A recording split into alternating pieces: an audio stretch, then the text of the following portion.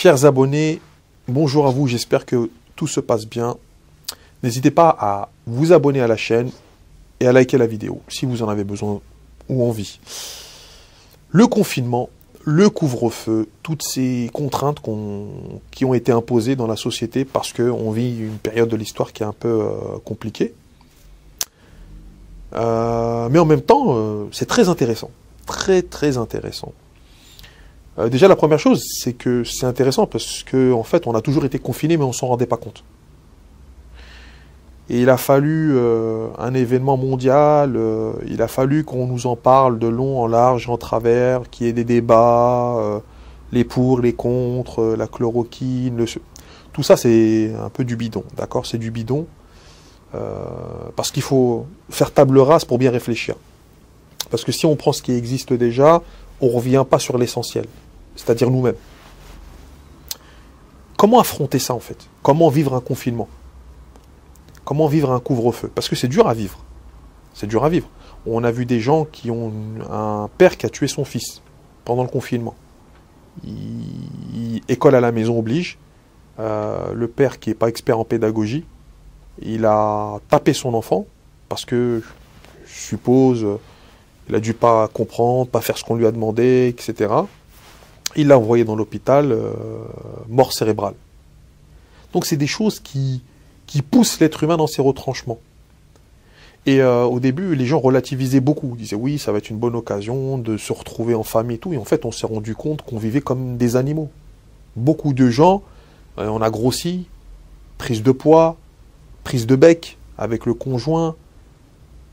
Et en fait, c'est juste révélateur de ce qu'on a fait pendant des années. Il a fallu qu'on nous enferme pour voir le résultat du monstre. Alors tout le monde n'a pas vécu le confinement de la même manière ou le couvre-feu de la même manière. Hein. Il y a des gens qui ont les moyens de se déplacer quand même, il y a des gens qui sont plus organisés, plus malins. Je parle vraiment de ceux qui l'ont vécu comme une contrainte.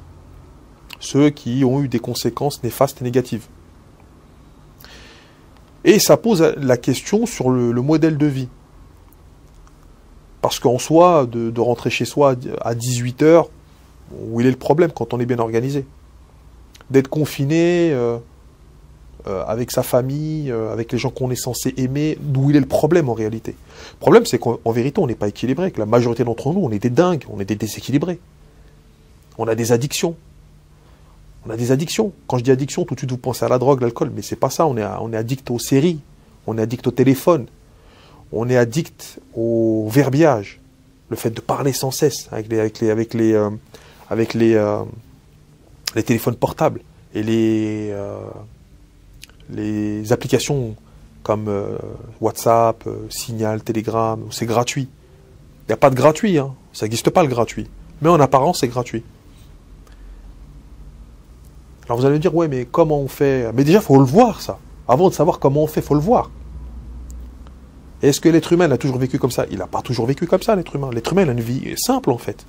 La vie, elle est simple. La télé, les écrans, c'est qu'une période de l'histoire où on a vécu ça. Et ça suffit pour nous rendre complètement dingues. Enlève Netflix, enlève YouTube, enlève les réseaux, enlève Uber Eats, enlève la consommation de produits trop gras, trop sucrés. Bah là, en fait, le confinement, c'était une période de sevrage. On était en cellule de dégrisement, comme on dit dans les commissariats de police. Ouais, c'est comme un drogué, et tu vas le couper un peu de son environnement de drogué. Bah en fait, il commence à péter un câble. Il y a les signes du manque.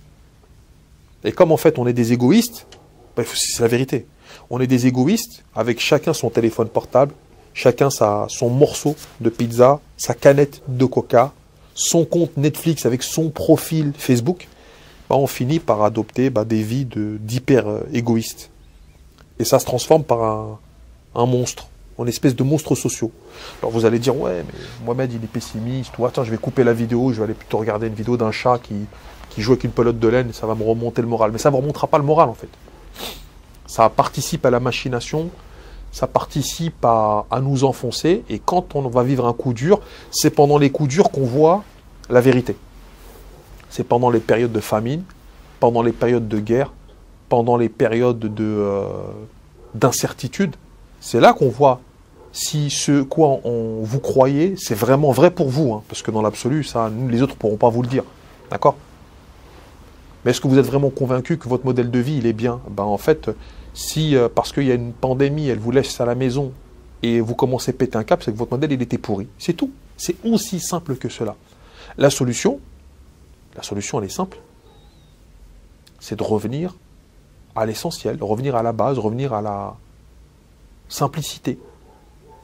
Décrocher d'un peu ce monde qui nous fait croire qu'il va nous mener à une libération, mais en fait, il fait que nous opprimer, mais nous opprimer avec des choses agréables, en apparence.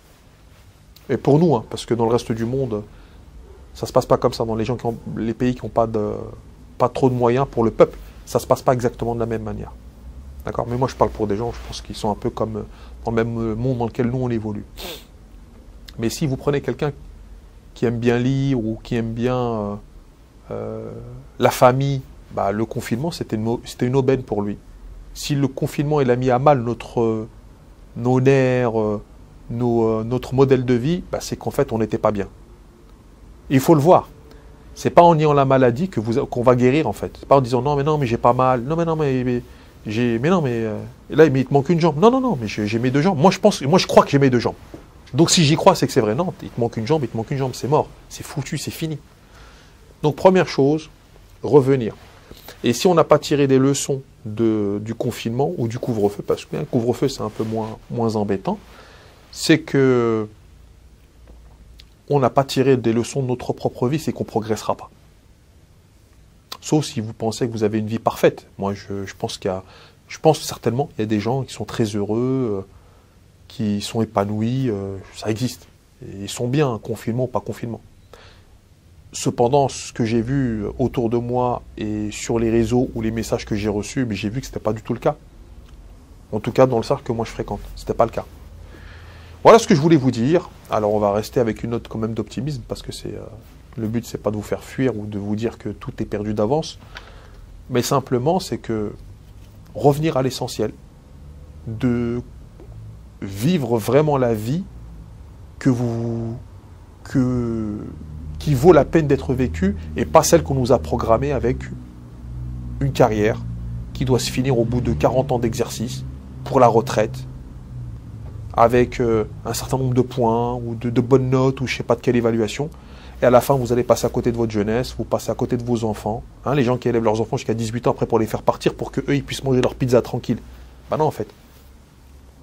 Ça ne marche pas comme ça. Voilà, donc c'était optimiste quand même, je ne sais pas. C'est à vous de me le dire dans les commentaires. En tout cas, j'aimerais bien avoir votre avis sur ce sujet parce que c'est pas évident. Et on refera, je pense, une vidéo sur ce sujet-là. En attendant, je vous donne rendez-vous pour d'autres aventures.